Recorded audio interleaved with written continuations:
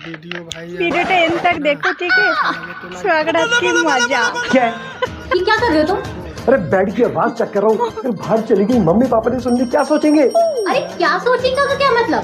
आज हमारी शादी हुई है, सुहाग रात है, सबको पता है कि हम ये काम करने जा रहे हैं। और तो सुहाग रात, तो इसका ये मतलब तोड़ना है कि नंगा नाच करेंगे सबके सामने। अगर उनको आवाज चली गई ना, मैं नजरों से नजर नहीं मिला पाऊंगा उनके साथ, पता है? अरे टेंशन मत लो, मैं नहीं चिल्लाऊंगी। अच्छा मुंह में हाथ रखूंगी बस। यार मुझे ऐसे भरोसा नहीं है। तुम एक काम करो, मैं बाहर जाता हूँ, तुम अंदर बैठ के पहले आवाज निकालो, चेक करते हैं पहले।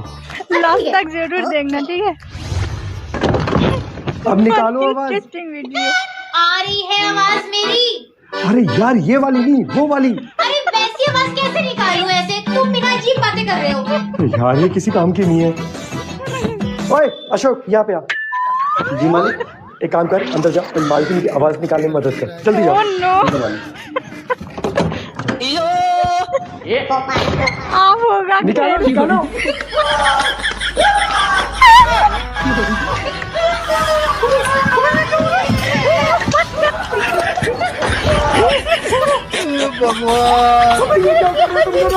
साहब, आपने तो बोला था मैम साहब की आवाज निकालने में मदद करनी है।